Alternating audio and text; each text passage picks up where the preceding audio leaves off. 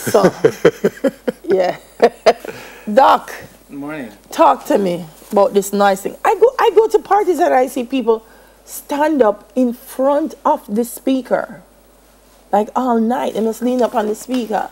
I mean, I said, that can't be healthy. Well, I had a patient like that actually who fell asleep in front of a speaker box and woke up completely deaf. So it's pretty serious. What do you mean by woke up completely deaf? When he woke So up, it came back? His hearing did not come back, no.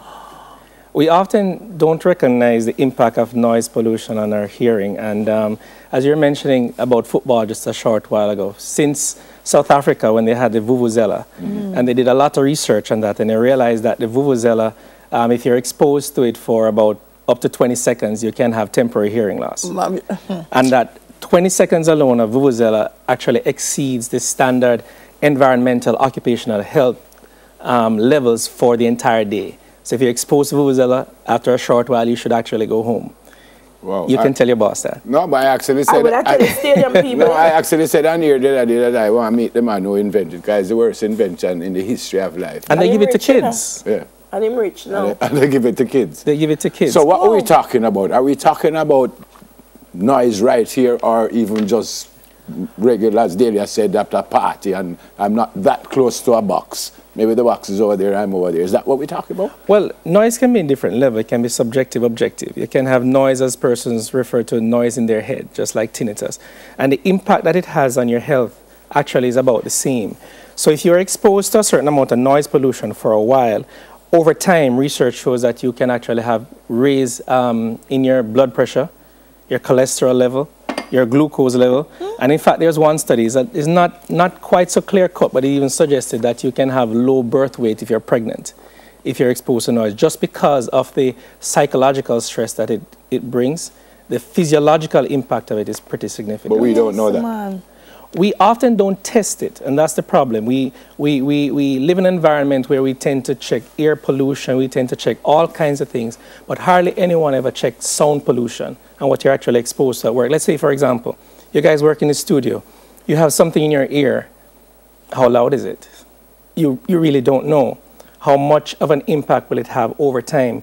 Because hearing is almost like a spare tire, how I explain to the patients, where you're born with a certain set. So you could be, say, you're driving from St. Elizabeth to Kingston and you use up your spare tire by the time you reach May Pen.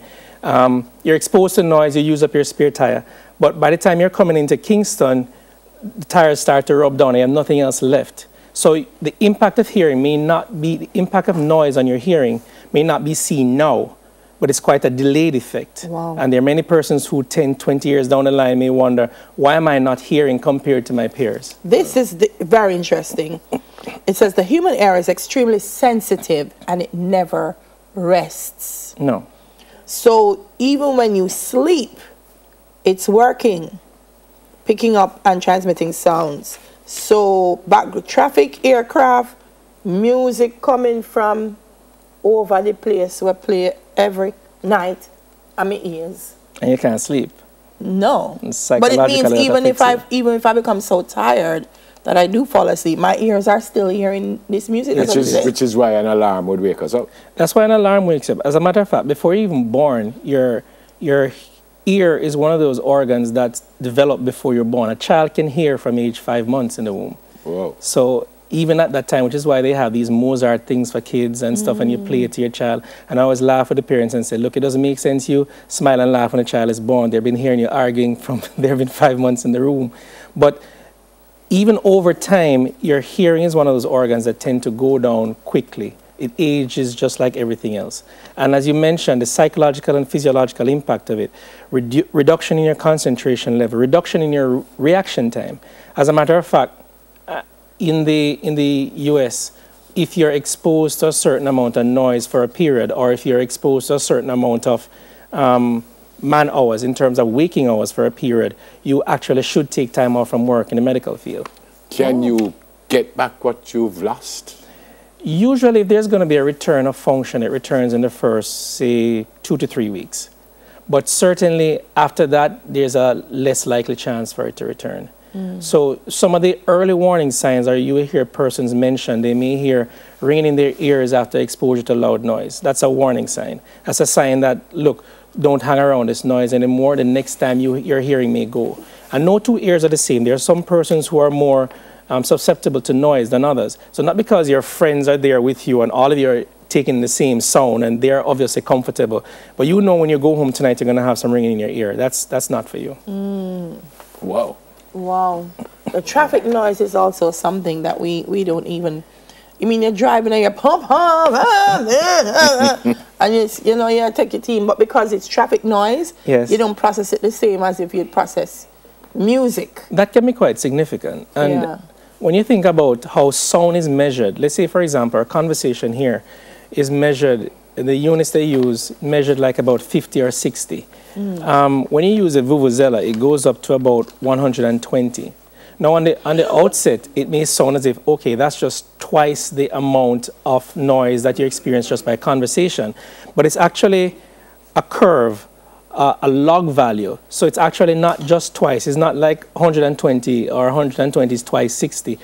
It's actually 10 to the 6 more. Right. So a vuvuzela is a million times louder than a conversation. They must ban it then. Because you have so much of them one time. I was just going to say that. Referee whistles as well is pretty significant. Yeah. And horns. I think horns, a jet engine is about 110. So if a vuvuzela is 120, you can imagine. The horns, etc., that we have on the road, I have a little app on my phone that I sometimes just check. And sometimes someone blows a horn pretty close to you, that goes up to 90, 100 pretty easily. But you'd have to be hearing that almost consistently for that to harm you, or no? Not necessarily. It once again depends on your ability to recover. As I mentioned, the studies suggest that if you're exposed to the vuvuzela for just 20 seconds, it can have temporary hearing loss. You can have resulting temporary hearing loss. And certainly, if you're exposed to it more than 3 times in any given day, the chances of having permanent hearing loss is there. So similarly for the horns, so these I can imagine taxi it's the same people thing. who just constantly blow them on them. It's a danger. It's a danger not just to your hearing, but as I mentioned, your mental psyche, psychological impact. You come to work all worked up, jittery. That's why them drive like that on the road, because them turned up. What about children? I mean, as adults, are we better able to manage that process as opposed to children? Like sometimes I say people carry children, go to a party, and I said, don't leave the kids in front of the speaker. A child, the problem with, I don't want to say the problem with children, but a child is not necessarily going to be able to move from an offending sound as an adult would. Something offends you, you leave from here.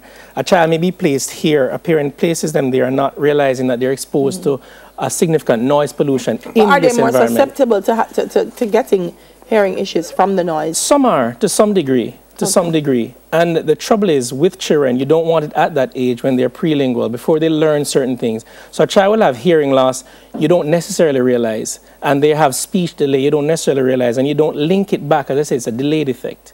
You don't link it back to the fact that, over a December period, you went somewhere, the child was in front of the speaker, they're not hearing, and then you just think the child is just hard ears after You that. mentioned that gentleman who lost his hearing, who fell asleep in front of the speaker boxes.